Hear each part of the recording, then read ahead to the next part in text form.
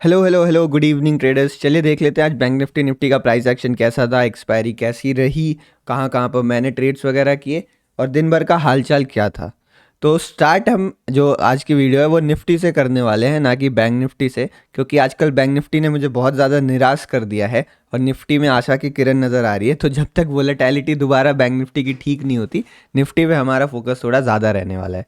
तो आज आप देखोगे मार्केट में, कल जो मैंने आज के एनालिसिस में आपको एक ट्रेंड लाइन बना के दिया था, जो कि ऐसी एक ट्रेंड लाइन बन रही थी, तो मॉर्निंग में मार्केट इसके ऊपर कहीं ओपन होता और इसको ब्रेक डाउन करके नीचे डायरेक्ट फॉल कर रहा था। तो मैंने आपको क्या बताया था, डायरेक्ट में मैं ट्रेड नहीं लेता हूँ, लेकिन ये वाला लेवल जो था वो हमने मॉर्निंग में मार्क किया था। मैंने क्या बोला था, अगर आपको याद हो, कि मार्केट अगर यहाँ से नीचे की तरफ फिसलता है तो एक रिट्रेसमेंट पे हम एक स्कैल्पिंग जैसा ट्रेड ले सकते हैं, बट मार्केट किस लेवल से बाउंस कर जाएगा वो कह पाना मुश्किल होगा। तो यहाँ पे एक रिस्की सेल का ट्रेड बन सकता है। बाकी बाइंग करना मैं रिकमेंड नहीं, मतलब बाइंग करना मैं रिकमेंड करूंगा, बट एक रिस्की सेल का ट्रेड बन सकता है। तो यहाँ पर मार्केट ऊपर जाता है, अब देखोगे रीटेस्ट करने के बाद एक बियरिश एनगल्फिंग कैंडल बनती है, बट मेरा जो एंट्री था वो बियरिश एनगल्फिंग कैंडल के बेस पे नहीं था, मेरी एंट्री कुछ यहाँ कहीं के जगह के आसपास हुई थी। तो मतलब बेसिकली एक कॉन्सेप्ट होता है वैल्यू एरिया का। ये कॉन्सेप्ट क्या कहता है हमारे लिए, मतलब ये कॉन्सेप्ट हमें ये कहता है कि चार्ट्स में आप ऐसी जगहों को ढूंढो जहां पर अगर आप ट्रेड एग्जीक्यूट करते हो तो आपको चीज़ें सस्ती मिलेंगी, मतलब आपका रिस्क रिवॉर्ड अच्छा हो सकता है उस जगहों पर, और वहां से मार्केट के आपके फेवर में जाने की प्रोबेबिलिटी थोड़ी सी हाई रहे। तो उसी कॉन्सेप्ट को हम यहाँ पर वैल्यू एरिया कॉन्सेप्ट कहते हैं। तो यहाँ पर आप देखोगे 20 EMA, अगर 1 मिनट का चार्ट आप लगा के देखोगे तो EMA का कॉन्फ्लुएंस था और प्लस इसको रिटेस्ट कर रहा था, तो मेरी एंट्री ऊपर हुई थी। अगर मैं लो ब्रेक करने का वेट करता तो मुझे काफ़ी देर बाद मिलता। तो यहाँ पर जो मेरी एंट्री, मतलब आपको लग रहा होगा सर ये तो आपने रीटेस्ट में ट्रेड लिया है, ये जो लेवल ब्रेकडाउन हुआ इसका रीटेस्ट हुआ। तो नहीं, लेवल ब्रेकडाउन के बाद रीटेस्ट पे मैं ऐसे ट्रेड नहीं लेता, मुझे कॉन्फ्लुएंस चाहिए होता है। कॉन्फ्लुएंस मतलब क्या होता है, जहाँ पे मुझे एक से ज़्यादा चीज़ें मिल रही हूँ, जो मैंने वीडियो बताई थी ना कहानी बनाने वाली। तो यहाँ पर जहाँ पर आपको मल्टीपल रीजंस मिले वो आपको ट्रेड करना चाहिए। तो मेरा एक ट्रेड यहाँ पर डन हुआ, मार्केट थोड़ा देर रुकता है, जब यहाँ पर रुकता है तो मैंने एग्जिट कर दिया। ठीक है, आपको मैंने बोला था कि अगर सेल करते हैं तो छोटे प्रॉफिट्स मिलेंगे, स्मॉल प्रॉफिट मिल सकते हैं, तो इसीलिए छोटे प्रॉफिट में मैंने यहाँ पर सेल कर दिया। उसके बाद मार्केट यहाँ पर होल्ड करता है प्रीवियस सपोर्ट के आसपास, प्रीवियस सपोर्ट के आसपास होल्ड करता है, लेकिन निफ्टी आज नेगेटिव था, निफ्टी ज़्यादा नेगेटिव था। तो मैंने सोचा था निफ्टी में बाइंग नहीं करूंगा, क्योंकि प्राइस एक्शन आप देखो नेगेटिव ही बन रहा था। तो मैंने सोचा था निफ्टी में बाइंग नहीं करूंगा, सेलिंग का ट्रेड ले लूंगा, और बाइंग करना होगा तो बैंक निफ्टी में करूंगा। तो अब मुझे लगा ये सपोर्ट ले रहा है तो बैंक निफ्टी बाउंस बैक करेगा, तो मैं बैंक निफ्टी में बाइंग के सेटअप्स ढूंढ रहा था, बट बैंक निफ्टी ने कुछ दिया ही नहीं दिन भर। मतलब मुझे मॉर्निंग में तो एकदम ट्रेड नहीं मिला वहाँ पर। और मेन चीज़ जो है ना, मेरी ट्रेडिंग बहुत ज़्यादा बेस्ड है कैंडल्स के ऊपर भी, तो बैंक निफ्टी की कैंडल्स बहुत ज़्यादा खराब बन रही थी। अभी मैं आपको चार्ट में दिखाऊंगा, तो कैंडल्स भी सही नहीं बन रही थी, इसलिए मुझे वहाँ कोई प्रॉपर एंट्री मिली नहीं। यहाँ से मार्केट ऊपर जाता है और यहाँ कहीं के आसपास फिर रुकने लगता है, तो जब दोबारा इस वाले हाई को नहीं ब्रेक कर पाता तो यहाँ पर मैंने एक और सेल का ट्रेड लिया था। इसमें ज़्यादा बड़ा प्रॉफिट नहीं हुआ, मैं इसमें एक्सपेक्ट क्या कर रहा था कि मार्केट डे लो के आसपास आएगा। ठीक है, तो यहाँ के आसपास मुझे अच्छा प्रॉफिट दिख रहा था, बट मैंने सोचा कि यहाँ कहीं जाके फिर डे लो के आसपास आएगा, बट इसको मुझे कहीं ना कहीं यहाँ कहीं निकालना पड़ा। तो यही देखो, कभी कभी जब आप बड़े टारगेट्स के लिए होल्ड करते हो तो आपको बड़ा टारगेट नहीं मिलता। तो यहाँ पे मैं ऑलमोस्ट कॉस्ट टू कॉस्ट निकला, नहीं तो मुझे अच्छा खासा प्रॉफिट यहाँ पर दिख रहा था, बट मुझे लगा डे लो ब्रेक करना चाहिए था, बट इसने डे लो के आसपास आया भी नहीं, तो यहाँ मुझे कोई ट्रेड नहीं मिला। अब मैं आपको नेक्स्ट वाला ट्रेड बताता हूँ जिसमें मुझे आज का सबसे बड़ा प्रॉफिट हुआ, और उसमें प्रॉफिट इसलिए भी हुआ क्योंकि मैं थोड़ा होल्ड कर पाया यहाँ पे। ठीक है, और होल्ड करने का रीज़न क्या था, मैंने यहाँ पर क्वांटिटी बहुत कम ट्रेड की थी, इसीलिए मैं ट्रेड को होल्ड कर पाया। अब देखोगे मार्केट में कुछ ऐसा पैटर्न बन रहा था, और यहाँ पे मैं आपको ट्रैप ट्रेडिंग का एग्जांपल समझाता हूँ, ट्रैप ट्रेडिंग किस तरीके से यूज़ की जाती है। तो इस पैटर्न को हम क्या कहेंगे, इस पैटर्न को अगर हम देखें तो इसे हम सिमेट्रिकल ट्रायंगल पैटर्न के नाम से जानते हैं।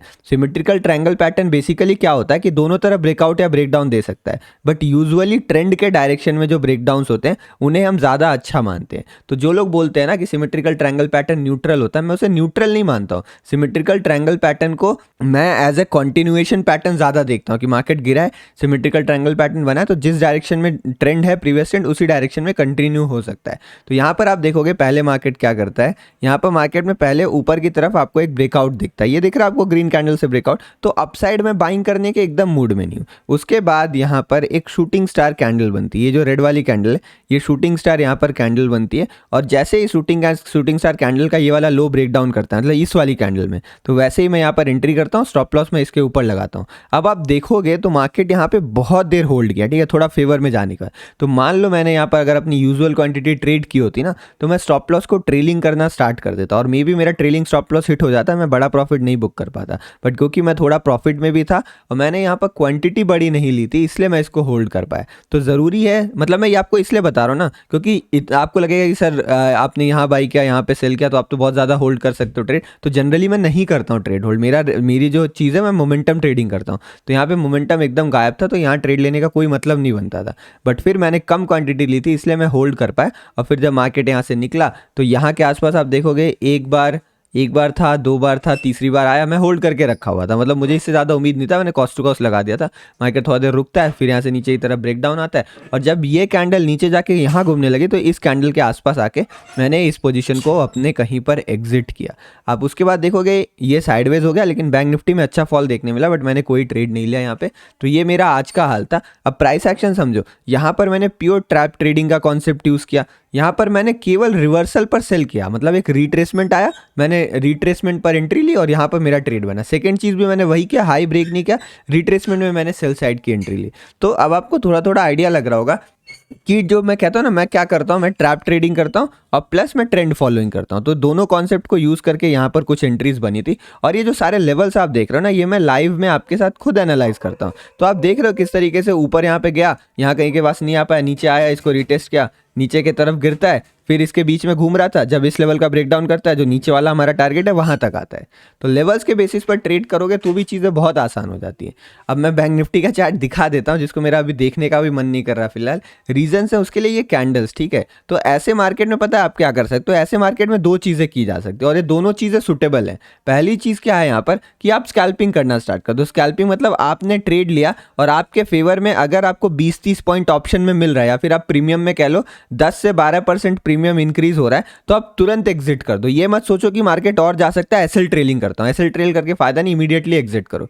और सेकेंड चीज़ क्या होगी यहाँ पर, जो सेकंड चीज़ है कि आप प्रॉपर होल्ड करो। प्रॉपर होल्ड मतलब आप ऑलमोस्ट 12 से 15% का स्टॉप लॉस लगाओ और नो एसएल ट्रेलिंग, मतलब आप इतना रिस्क लो। मार्केट पता क्या करेगा, मान लो आपने यहाँ पे 200 की चीज़ खरीदी, आपने यहाँ पर 160 का मान लो स्टॉप लॉस लगा दिया, तो मार्केट इस तरीके से मूव करेगा, ये 200 से जाएगा 240 और 240 से फिर यहाँ कहीं आएगा, मतलब 160 हिट नहीं करेगा, यहाँ कहीं डिप मारेगा और फिर यहाँ से ऊपर और जाके हाई लगाएगा। तो अगर इतना होल्ड करने का पेशेंस है तो भी आप ऐसे मार्केट्स में अच्छा पैसा कमा सकते हो। नहीं तो आपको प्योर स्कैल्पिंग करनी पड़ेगी कि मुझे ट्रेलिंग वगैरह नहीं करना है, मुझे लालच में नहीं पड़ना है, मुझे इमीडिएटली पोजीशंस अपनी कट करनी है, तो भी आप प्रॉफिट में रह सकते हो। अगर आप बीच में फंसते हो ना, बीच में मतलब कौन आते हैं, मोमेंटम ट्रेडर्स, मतलब जो मैं आपको बहुत दिन से कहता हूँ कि मैं मोमेंटम ट्रेडिंग करता हूँ। तो अगर आप इसमें मोमेंटम ट्रेडिंग करते हो तो अगर आपके हाथ में कोई बड़ा प्रॉफिट आएगा, आप एसएल ट्रेल करोगे, वो भी आपके हाथ से प्रॉफिट भी निकल जाएगा, तो आपको कॉस्ट टू कॉस्ट एग्जिट करना पड़ेगा कई बार। और अगर आप ट्रेल नहीं करोगे तो क्योंकि मोमेंटम ट्रेडिंग में मोमेंटम फॉलो करते हैं, तो मोमेंटम इतना जल्दी जल्दी रिवर्स हो रहा है कि आप डर के एग्जिट कर दोगे, तो हो सकता है थोड़ा लॉस में भी एग्जिट हो जाए।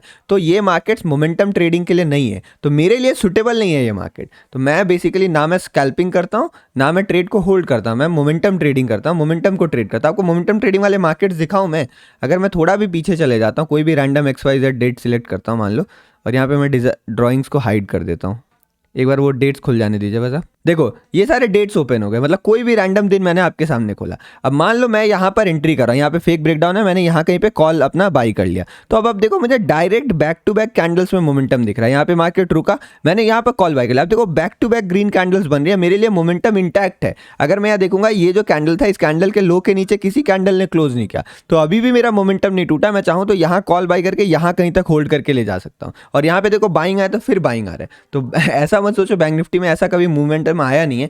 यहाँ पे देखो आप कोई स्विंग्स वगैरह ब्रेक नहीं हो रहे हैं, यहाँ पे कोई स्विंग का ब्रेकडाउन नहीं हो रहा है, मार्केट वन वे में फ्लो कर रहा है, तो इसी को हम मोमेंटम कहते हैं। तो जनरली ऑप्शन बाइंग में मोमेंटम ट्रेडिंग है। यहाँ पे देखो अगर आप हैमर पे बाई करो तो मार्केट डायरेक्ट ही निकल रहा है, ऐसा नहीं कर रहा है कि इतना नीचे आके फिर ऊपर की तरफ जा रहा है। तो ये स्ट्रक्चर साइक्लिक होते हैं, मैंने कई बार कहा है, स्ट्रक्चर्स अभी खराब हो चुके हैं, तो दूसरे चीज़ों पर फोकस करो, निफ्टी पे फोकस कर लो। और ज़रूरी नहीं है हर रोज़ खराब रहे, कल सही भी हो सकता है स्ट्रक्चर, ठीक है। तो ऐसा नहीं कि बैठ जाना है खराबी है खराबी है, कभी कभी ऐसा हो जाता है। और जनरली ऐसा कब होता है जब विक्स डाउन रहता है। विक्स मतलब इंडिया का वोलेटिलिटी इंडेक्स है, तो अगर वोलेटिलिटी कम है मार्केट्स में तो ऐसा ही मार्केट देखने को मिलता है। इसको स्वीपिंग मार्केट कहते हैं कुछ लोग ड्रिफ्टिंग मार्केट कहते हैं।